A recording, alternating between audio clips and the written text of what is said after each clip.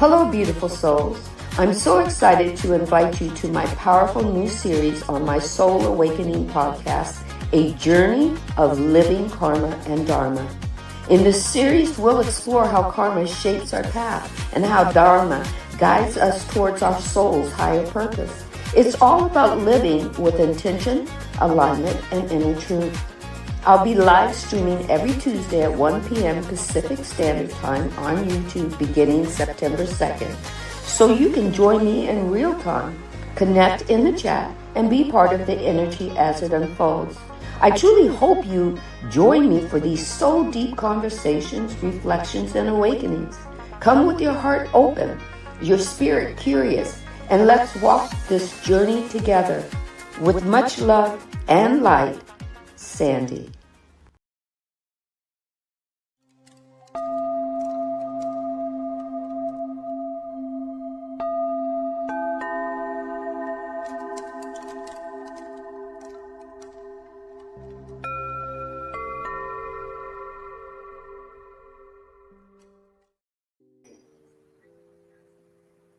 Welcome in. Hold on just 1 second. I've got a echo or something. Trying to figure it out.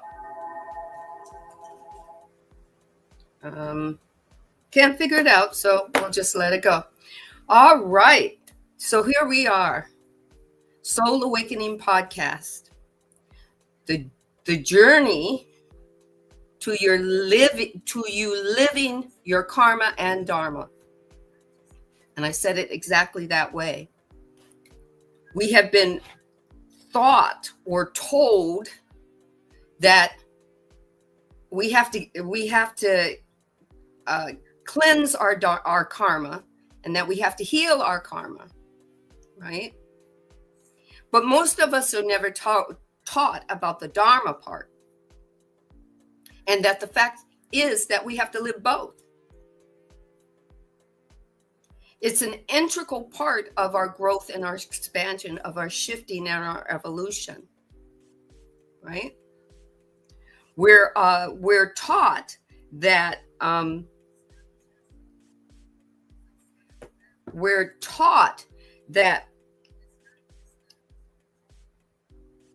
we have been taught for so long that we have been only just body and only just mind. For 8 billion of us that are living on this planet.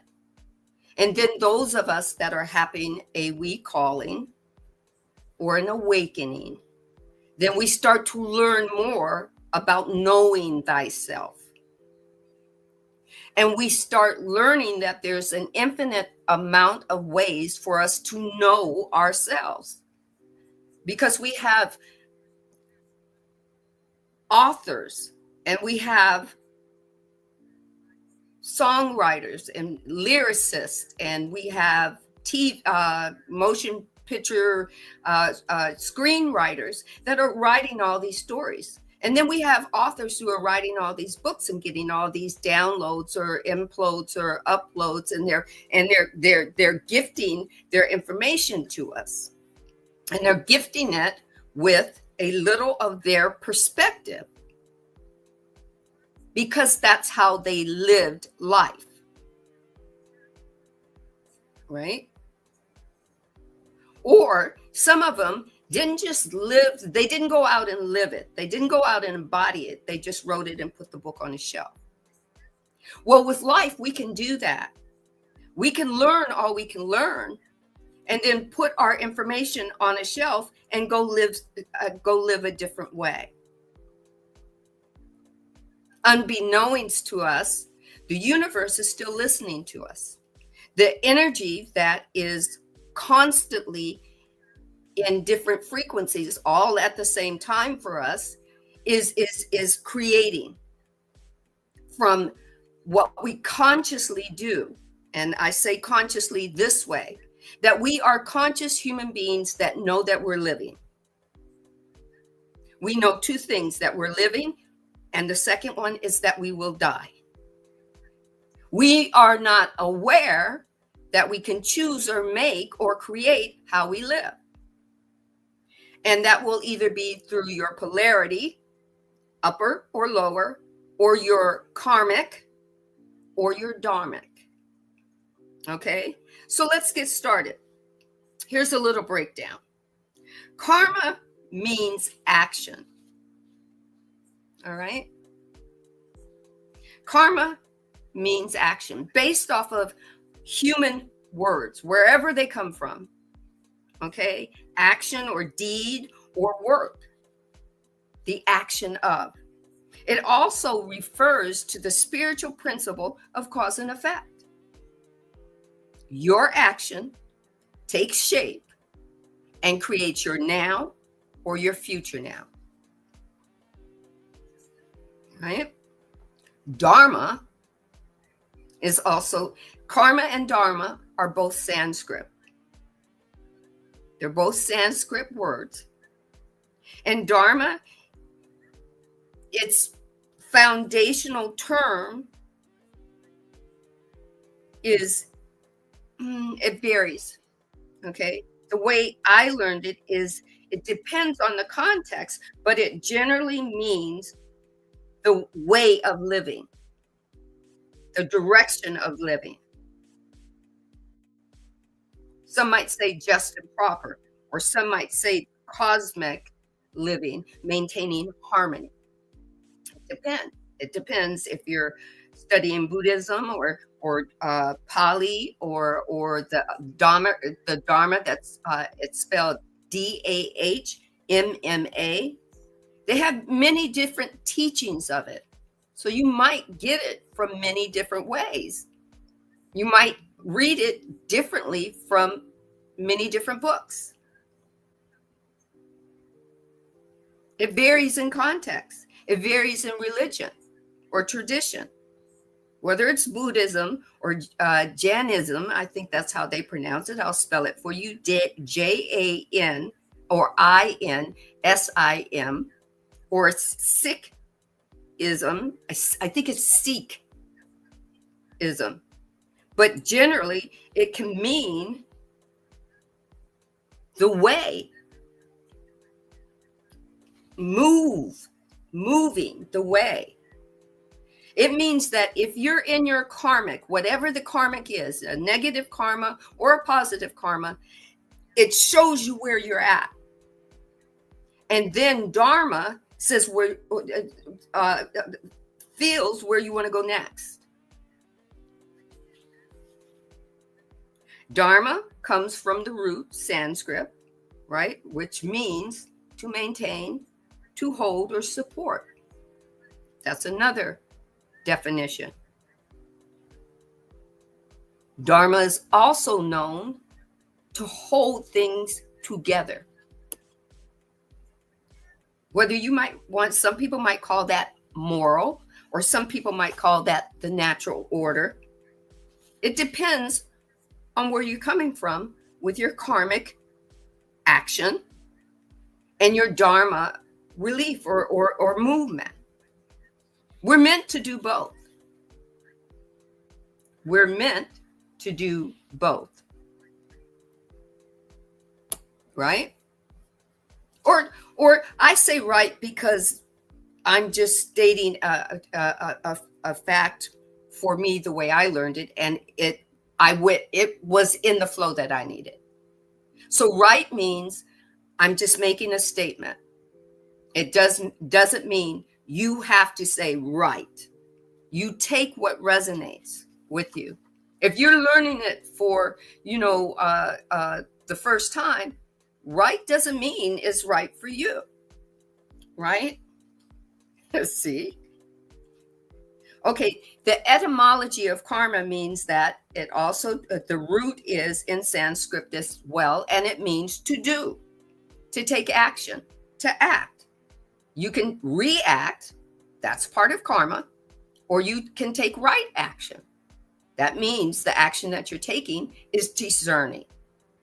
You get to choose. It's about you, right?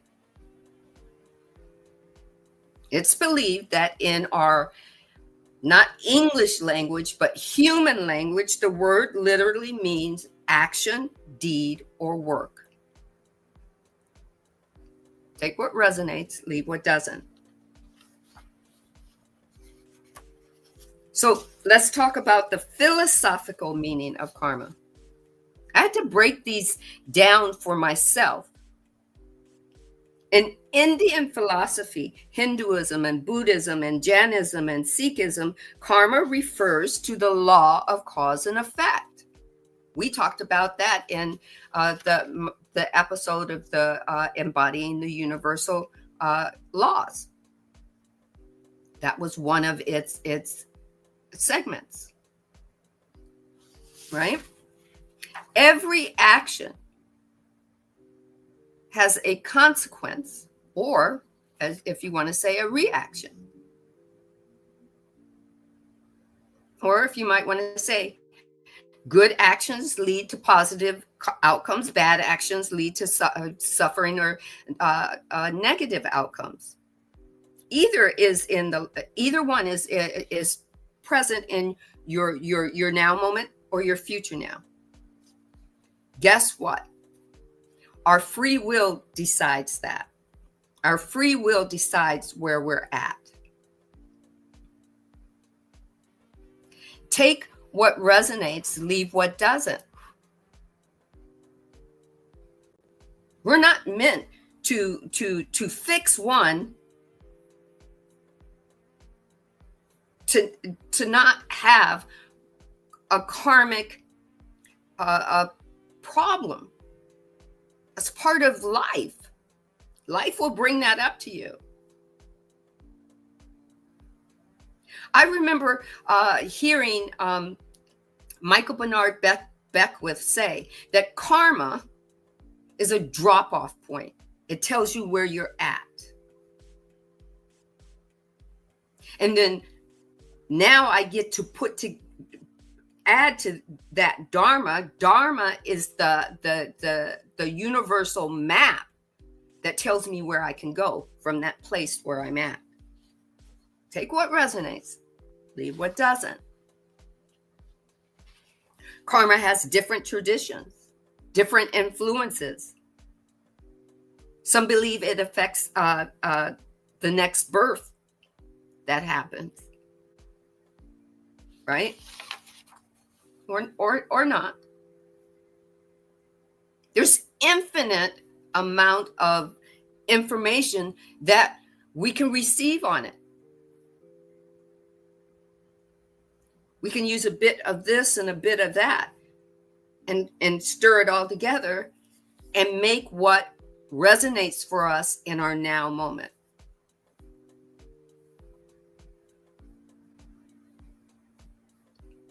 So let's start. Here's my introduction. These are what I hope, or not hope. My intention is to help you fulfill your living in karmic and dharmic reality here in this 3D illusion or matrix or journey on this in this dimension. Okay? The key topics will, and hopefully, I believe, if we can get to all of them, include defining the universal laws, Dharma and karma. Some believe it's not a universal law, it's a cosmic law. That the universal law is Dharma, is karma, and the cosmic law is Dharma. I just feel that that's separation. It's service to the whole. But be it where it is for you. Take what resonates and leave what doesn't. You get to ask yourself a embodying question. Why is intellectual knowledge not enough? Why do we need to shift to embodiment? You get to that, maybe that answer and that question and that answer will come out to you. or for you, because it's already in you. The answer is already there. Spiritual principles are lived. They're live. They're lived practices, not passive. They're live. They're energetic, vibrational frequencies, and they're alive, just like you're alive.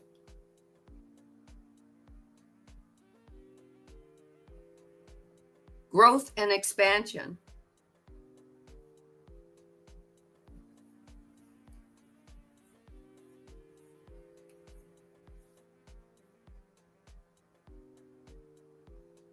I'm looking at something else. I thought I was on something else and I'm not. So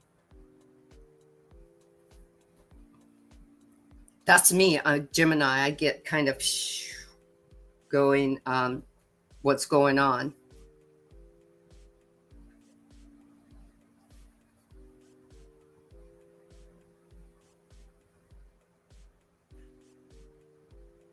So anyway, I take that pause and get focused back.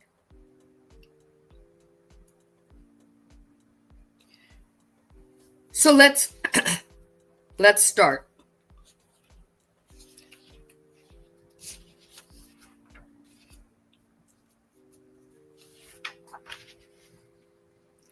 What spiritual principles guide you in your life already? You get to ask yourself that question. I'm not asking you that question. We all get to internalize what spiritual principles are already guiding you in your life today. Or maybe you might say none. This is the first time I'm seeing this. You have a soul aligned purpose and you have right action. You have soul and your physical and your conscious mind. For me, I believe your conscious mind is in every cell of your body. And I believe, for me, that the brain is the core processor. For me, there are many others that believe that the mind is the soul. Nothing wrong with that. I'm coming to believe that all of it doesn't have to be separate because it's wholeness, right? Every episode isn't just theoretical that we're going to talk about. It's grounded in living truthfully. You get to live your karmic and you get to live your dharmic. This is the way that you grow, you shift, and you expand. This is the way that you communicate with your higher being or your soul or your spirit, whatever you choose to call it, and have an absolute a journey that's wholeness in its entirety. Okay? So what I found out for me is that spiritual laws, they're not dogma. I heard somebody say that spiritual laws are living currents. They're living currents that we can be aligned with, or that we are aligned with. We might not know it or feel it if we're more into our body and our mind. But the moment that we have a awakening, or sometimes it takes us to have many awakenings, then we start to feel it through our chakras. Our chakras become open and we start seeing and feeling and becoming more alert. I heard someone say that karma is a feedback loop and that Dharma is our soul's response to that feedback. That blew me away because it just let me know someone's listening. right? Someone's listening.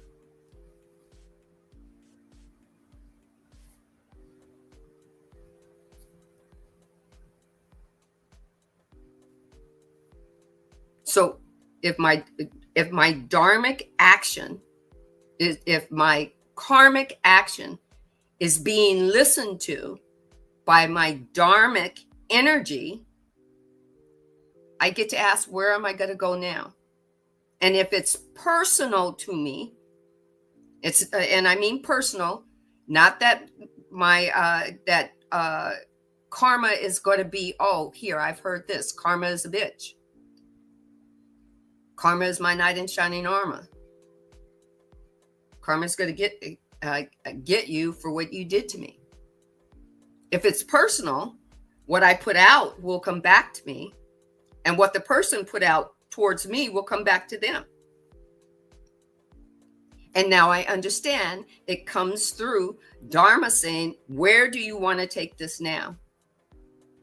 Some people they want to sit in their karmic, quote unquote, mess because they want to be a victim. And even though Dharma keeps coming back around to him saying, where do you want to go now? Do you want to go anywhere now? You have to be the one that says, well, I've sat here for a while. I'm getting the same karmic reaction. I'm doing the same thing, putting the same actions, taking the same actions. And Dharma's saying, here are these infinite possibilities. Where do you want to go? You get to set the foundation. You get to set the frame or the framework for you.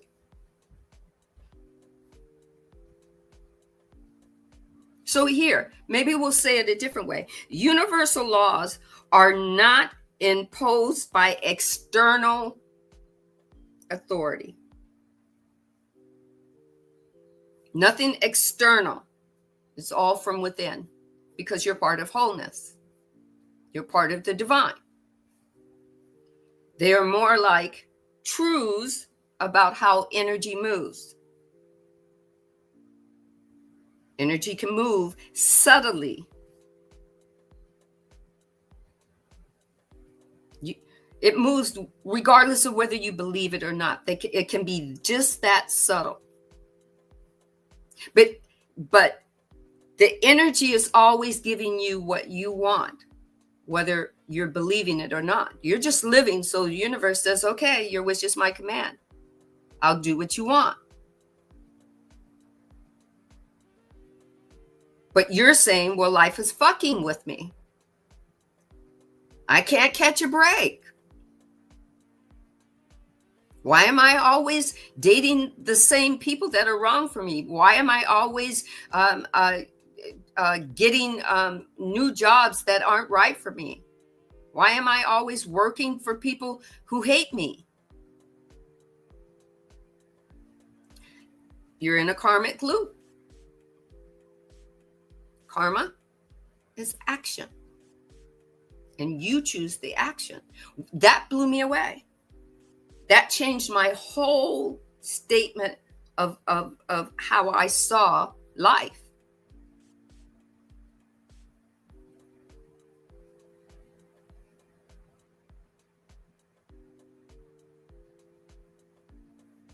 Someone just said, the energy that we receive is equal to what we put out. Exactly. Our energy that we receive is what we put out. Whether we put it out towards someone else or whether we put it out in reaction to someone else, the energy is going to come back to us.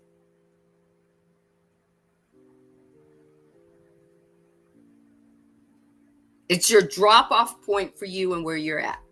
That blew me away. Karma is your drop-off point for where you're at. So if you can take a look at how it keeps coming back around and you go, karma's going to get you. Why does it keep getting me?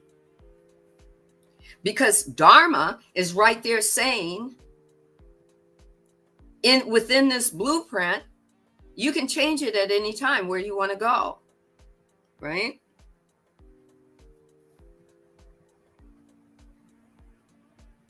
I was told to think of the universal laws and the cosmic laws as the blueprint of the universe, like looking at gravity, like looking at magnetism.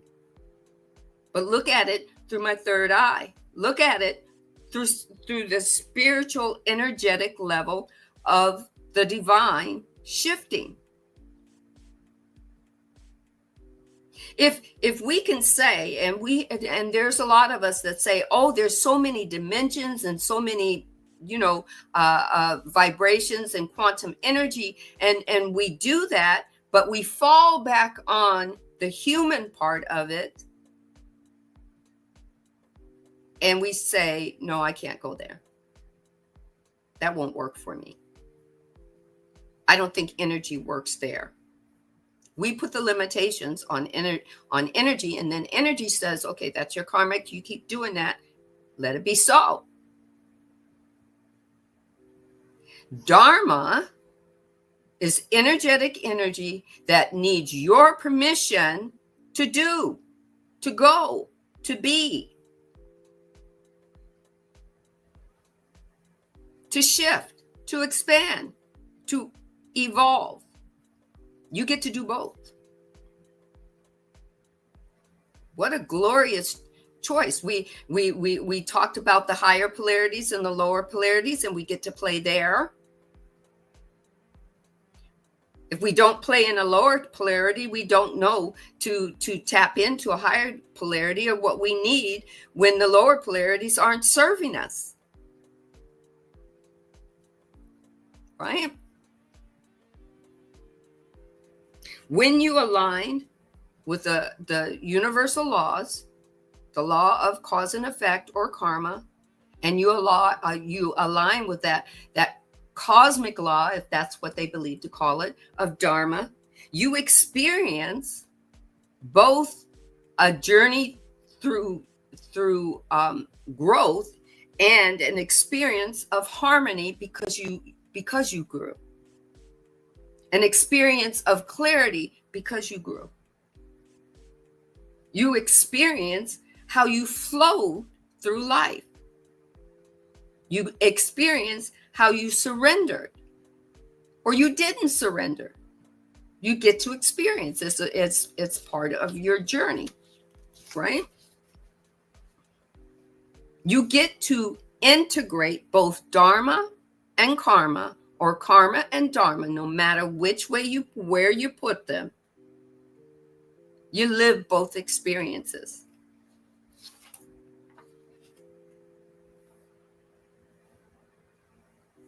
Remember, karma is not a punishment or a reward. Karma is being a mirror reflecting off of us. It's an energy feedback loop that the universe has based on our thoughts, our words, our actions, our deeds.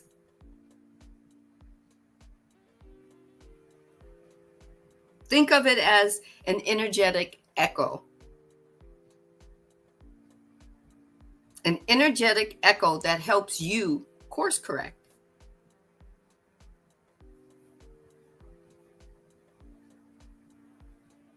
You can choose to feel what you've buried. You pull it up and you say, oh, I got to deal with it. They tell me I got to feel them. And then you sit in that karmic disarray, as some people, or negative vibration, whether it's envy or malice or hatred or self-deprecation or whatever it is. You sit there and you feel it, and then at a certain point, Dharma says and energy says, what do you want to do with that? There, it might be it might come from somebody else having a voice about it. It could come from your psychiatrist or your psychologist or your therapist, or it could come from you watching a spiritual or motivational video, or somebody's podcast, and it could come from there. And it says, where do you want to go? And you go, oh, I can go somewhere. And Dharma says, yeah, we could pave the path for you. The energy, we could pave that path for you. Where are you looking? Right? Dharma is a sacred or spiritual. A lot of people like to use the word sacred. Is sacred, me coming from the Baptist background, I heard that word used a lot out of context or in context with control. For me, I just used spiritual response. However you take that, that's you. About your purpose, about your path, and about your right to action in your moment. You can take the path of reaction, or you can take the path of discernment and making right action. Dharma and karma, karma and dharma are collaborators.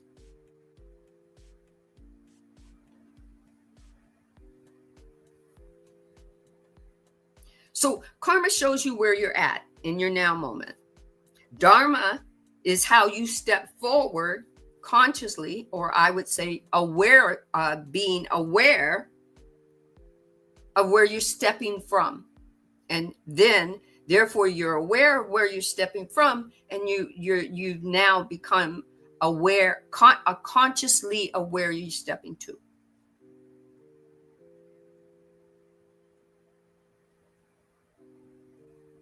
So up to now, we could say it this way.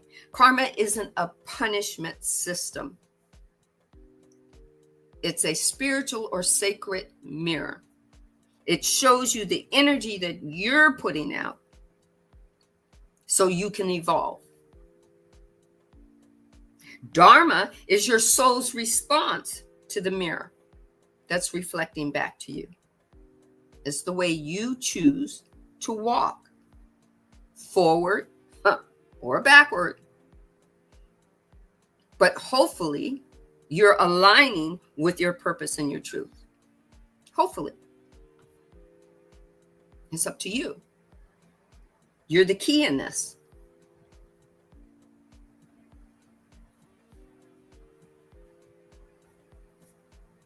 I hope and intend to, I hope these episodes will allow you to use the Dharma and karma the way that as tools for you. You came into this experience with them. Dharma and karma came with you. The divine said, okay, you're going to 3D. This is part of 3D. Dharma and karma, you're going to need these. Pat you on the back and say, when you're recalling, these will help you to recall where you're at in your now moment and where you want to go. Go on, little one. Go play.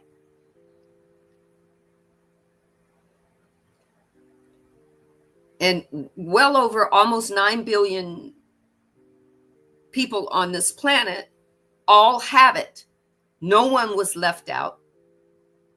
No one is without. Karma and dharma exist.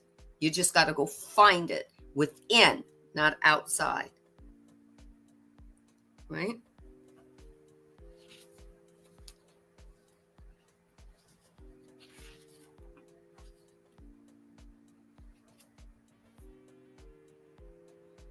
Okay.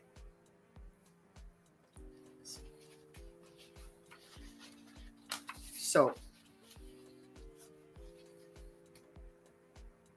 I'm just keeping up with the time. Okay. Every episode is a tool, I hope, for you. I don't want you to just understand the universal laws. I don't want you to just understand karma and dharma. I want you to live them. That's what embodiment means, is to live it. The books behind me, those are books on the shelves that provided me information, but I have to live that information.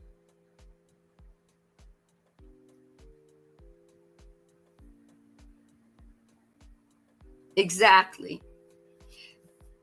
My saving grace says she feels that these shifts are what she goes through in her day or week or month or year. And she says she has to learn as she goes. That's our whole process. That's what we're here for.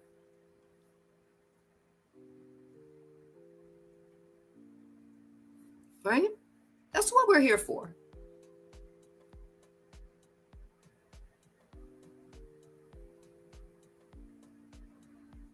Okay. So I get 10 more minutes.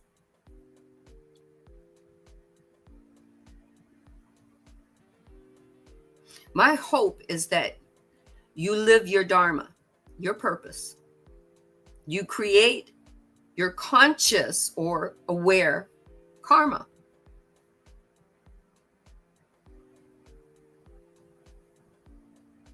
The kind that might move you and your soul forward into a new shifting, a new evolution, a new frequency, a new quantum leap.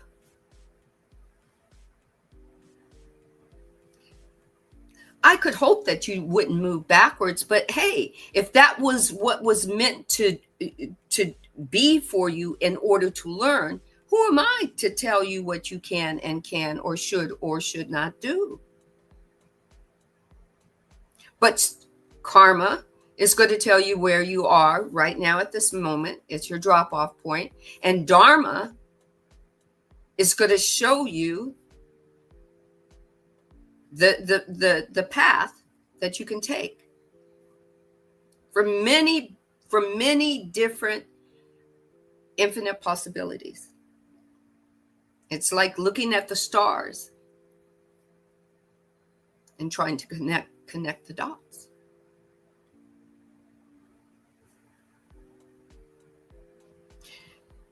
So as you walk through this series with me, I invite you not to just listen with your mind. I invite you to listen with your body, with your breath, with your soul or spirit or higher being, whatever label you choose to call it. That, once again, I say that these universal laws are to be lived because they're living vibration that want to take on the aspects, the expressions of you.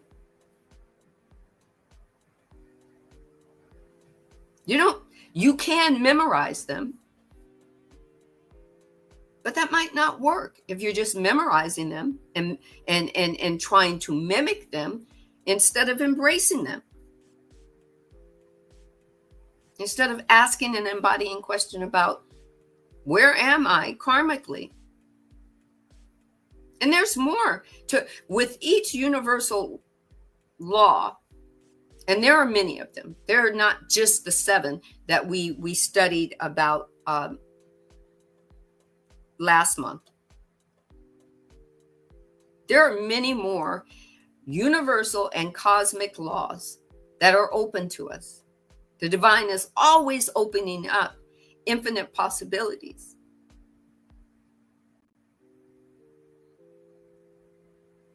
That's why we have the Kabbalion. and the divine design and the surrender experiment. That's why you can go and look up Michael B. Beckwith and find all his books. And many others. So we're going to take a break now for a video that has been provided for me. And it's about, this one is about maybe 9 minutes. And I want to make sure that you get a taste of it. There might be two back.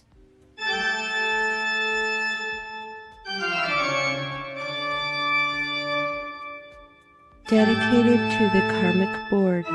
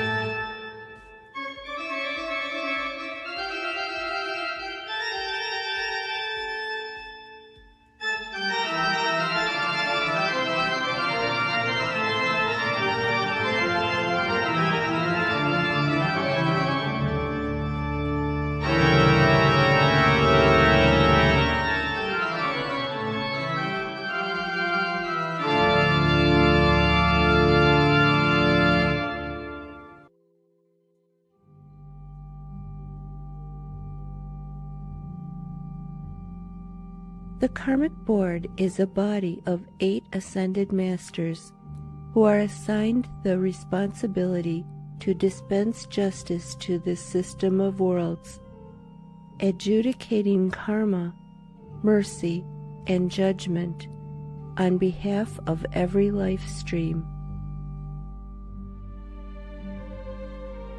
The members of the Karmic Board are Great Divine Director, Goddess of Freedom, Ascended Lady Nada,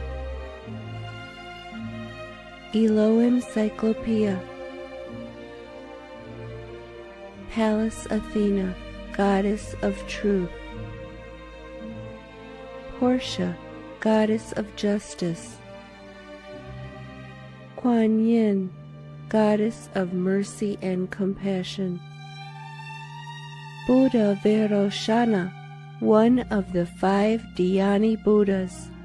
The Lords of Karma are our divine intercessors, serving as intermediaries between people and their karma.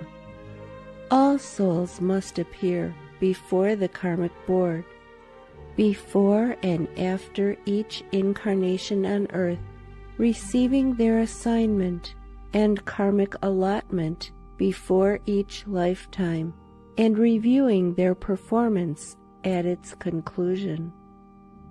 The Lords of Karma determine the cycles of individual karma, group karma, national karma, and world karma, always seeking to apply the law in the way that will give people the best opportunity to make spiritual progress.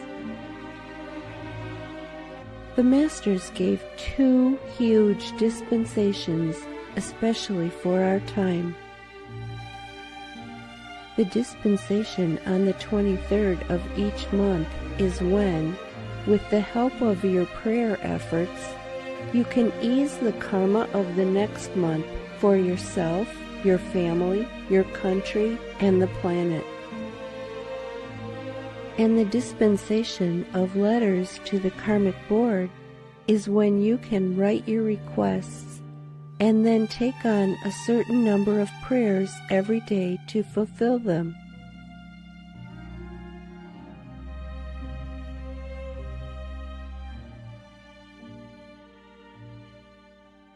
So look here, if all the karma that we have earned over the past 1,000 years would be returned to us now, then we would be gone right away.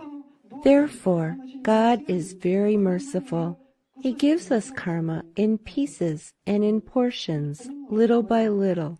So, every day, the angels bring us a bag of karma, and we work on it all day with our zeal. The dispensation of the 23rd is given to us to help us ease the karmic burden. Do you understand? For ourselves, for our family, for the country, and for the whole world. On this day, you can work with your consciousness, with your feelings, with your prayers, with some concrete actions, and dedicate everything that you do on this day to transmute the karma of the next month.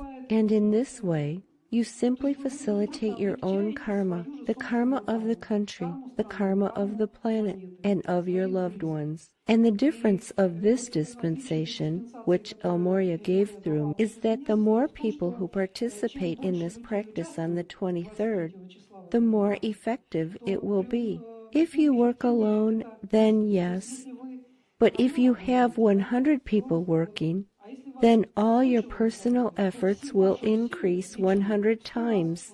If you devote only 1 hour to this practice, the increase is 100-fold. Do you understand? This is how the multiplication goes. Therefore, the more people who, at least briefly on this day, will think about directing some of their prayer effort or some of their action towards the transmutation of karma, the easier and easier it will become for everyone, for you, and for all your surroundings.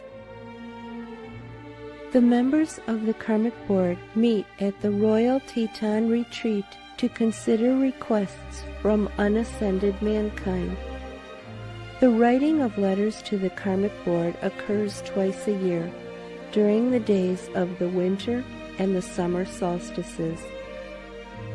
All decisions of the Karmic Board are always carefully coordinated with the great central sun.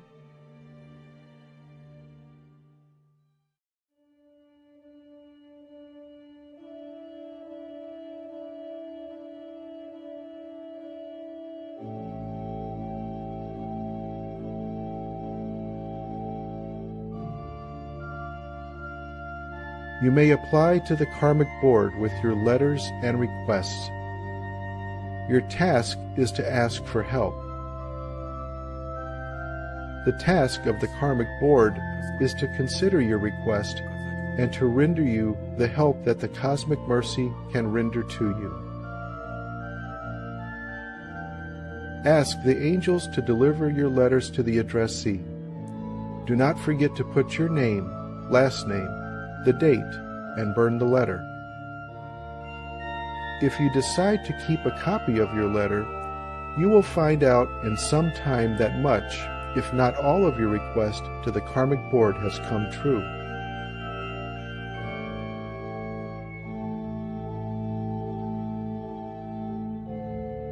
The burden of karma hanging over mankind is too heavy, and the ascended host use literally every chance to help you, the people of Earth, who are in embodiment now. Do not neglect the mercy and the opportunities granted to you.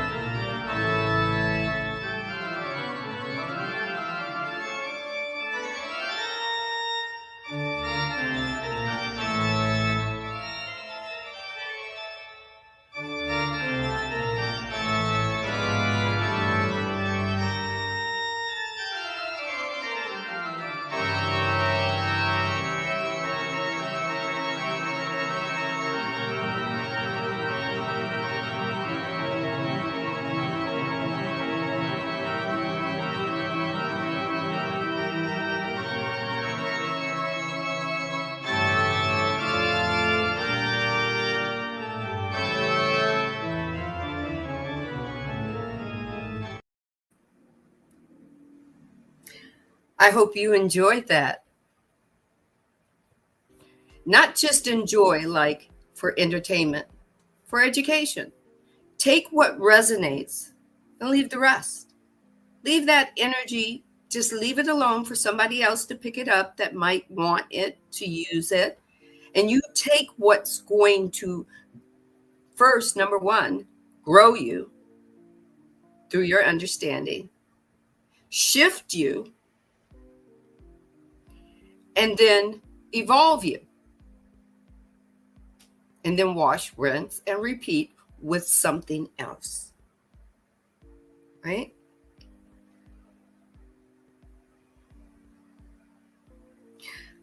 Like I said, I hope that you'll be open, not just with the body and not just with mind. With every breath you take, your soul or your higher being gets to learn what you're learning about yourself, to know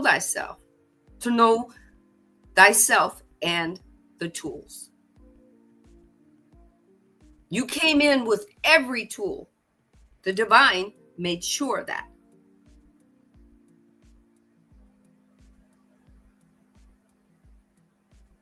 And then as we embody it, we take it into us, and then we give it outward. We're bringing, like my mother used to say, as in heaven, on earth. That's when I was little, but now I understand the realm of the absolute came in with me as I was born into this matrix, or this illusion, or this point of beingness. This one point came in with me. Unique and authentic. And all I have to do is go in and open that backpack and say, oh, karmically, where am I at? It's my drop-off point. It's gonna reveal itself to me. Karmically, it's gonna reveal itself because my body is feeling a certain way. My conscious mind is now aware that I'm feeling a certain way. And my intuitive self, my higher self, is saying, what is that you're feeling? Do we need to go somewhere with it? Can I direct you? Can I help you to go somewhere? What do you want to feel instead of what we're feeling now? Right? So as you walk through the series with me again, I say that please listen not just with your mind. Listen with body, mind, and spirit. Listen with your breath. Listen with your heart, the beating of your actual physical heart.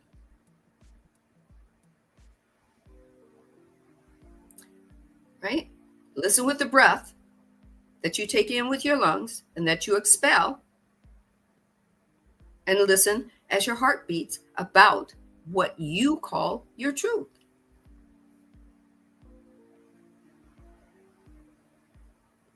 Karma is a truth. That's what you're in. That's what you told yourself that you're in. It's not a make-believe. It's a truth. You say, I'm in lack. I'm in envy. I'm in malice. I'm in hate. I hate everybody. I'm in depression. That's a truth that your egoic self has told you. Not a negative, unless you want it to be, or a positive. It's telling you the truth that you have dropped into. And then as you become aware of it, and awareness is aware of itself, awareness is aware of you, your awareness, the Dharma part of you says, where do you want to go now?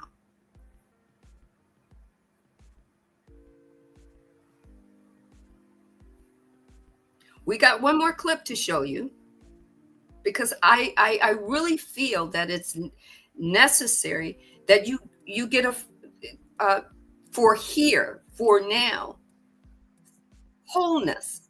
a part of wholeness. There are many more clips that you can have, that you can see, that can unfold for you. Many more books, many more podcasts, many more YouTube and Instagram and TikTok and whatever other podcasts there are, Spotify and what is the other one?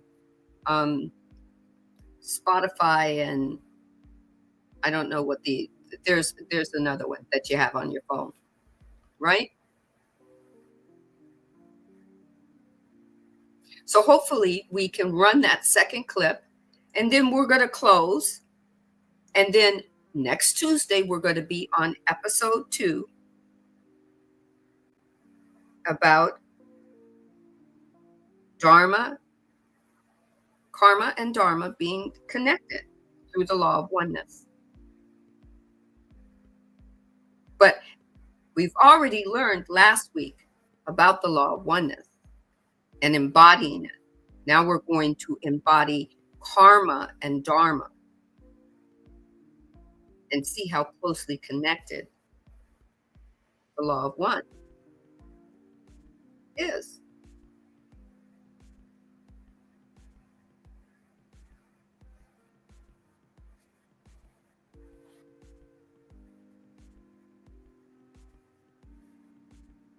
Teachings from Kutumi's hands, who is Sanat Kumara. The one who is known as Sanat Kumara is the head of the spiritual hierarchy for planet Earth. See who are the spiritual hierarchy. He has variously been called the One Initiator, the Eternal Youth of Endless Summers, the Fountainhead of the Will, the Ancient of Days, in the Bible, and the Lord of the World.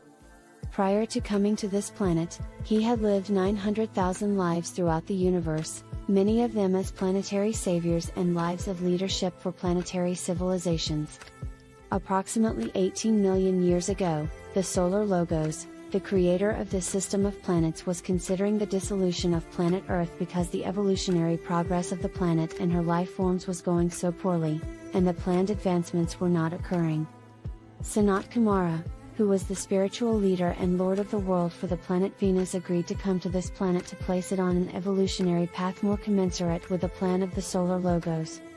In passing, it should be said that the very advanced civilization on Venus was at a much higher dimensional level than can be seen by the telescopes of our astronomers.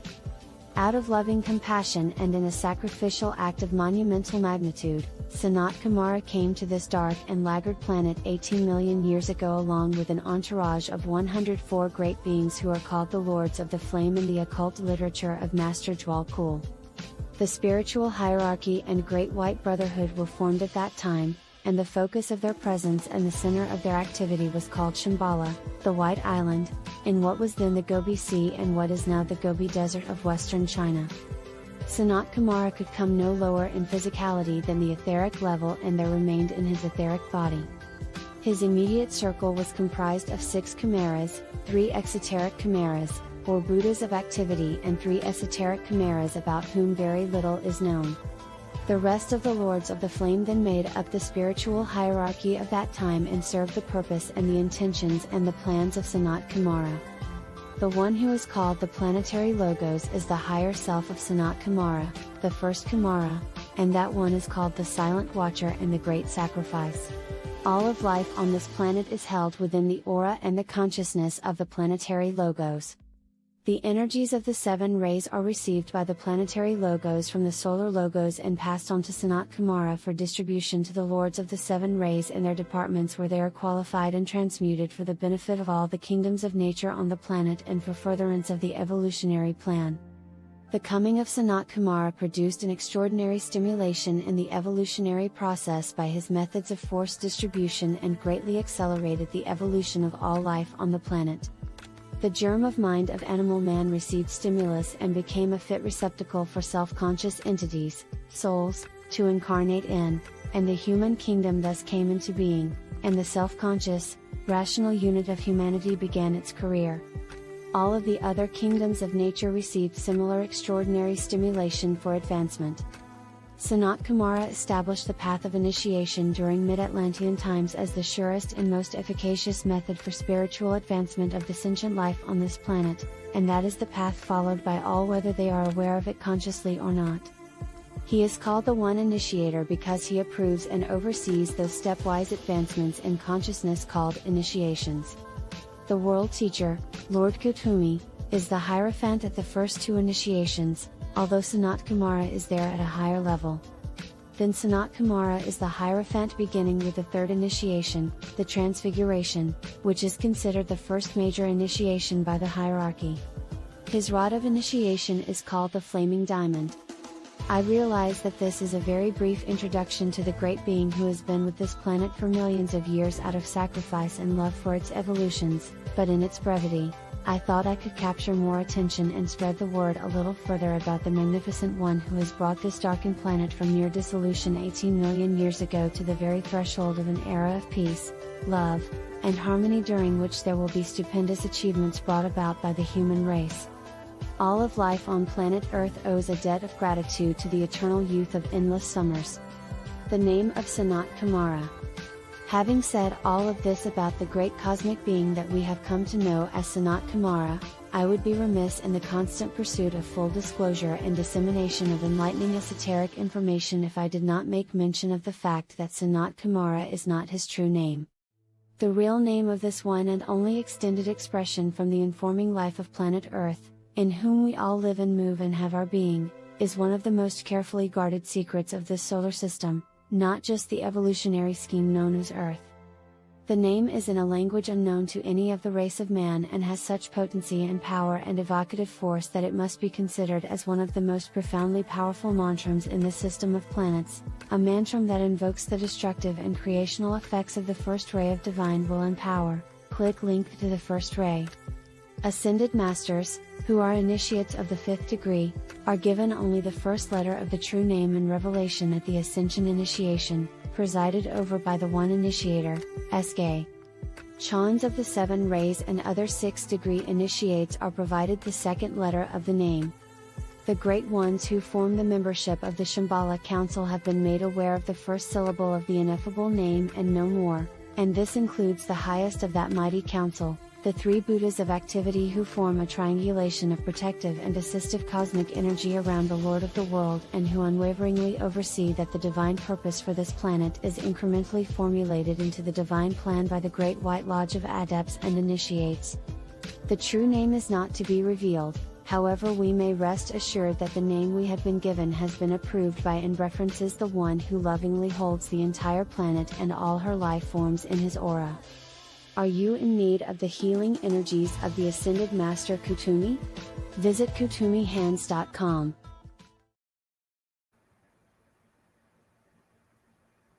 I hope that resonated with you.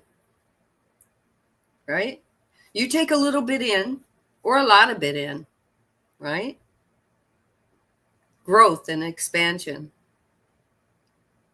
A clip, you never know where a clip is going to take you.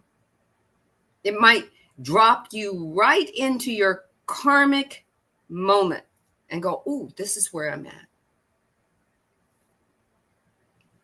This is why I'm feeling the way I'm feeling. Because you're guided. Right? Many people, they have their angelic guides.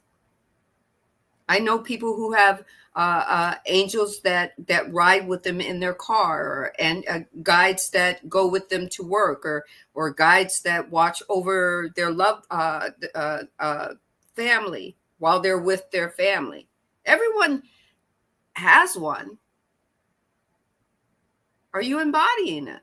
Some people embody it very much, and some people don't. But they're still there. They're still walking with you. They're limited in what they can give you because they can't give you extreme amounts, because you have to voice what you want or what you don't want, or what you're willing to give or what you're not willing to give. But We're very much taken care of in this third density, but it's all about free will, right? These laws want to be lived. Universal laws want to be lived.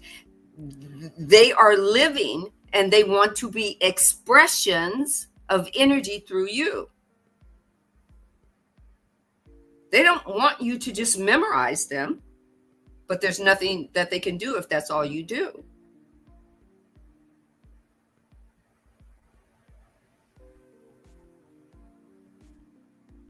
In these episodes, I want you, it's my hope that you embody them, that you become them, that you get to live your karma and your dharma, that you get to heal your karma, that you get to become in alignment with your spiritual currents that are always guiding you. I can't make it happen, but I can certainly open up the information to you. I'm so glad that I found this information. Am I perfect at living it and embodying it? Nah, I got a long way to go. But that's why I'm only 60 something. I still got a long way to go. So we're going to close it there. I know. I wish I had all day to talk to you about this, but we're going to close it there. I'm going to let you know what I'm doing. I'm growing and I'm expanding. Tuesdays are Soul Podcast with Sandra Day, a journey, living karma and dharma. 1 p.m. Pacific Standard Time, every Tuesday. Wednesday is Ascending Beyond Limitations, co-hosting. I am co-hosting with Marcus, right? 5 p.m. Pacific Standard Time tomorrow, 8 p.m. Eastern Standard Time. Come on, let's do some more, drop in some more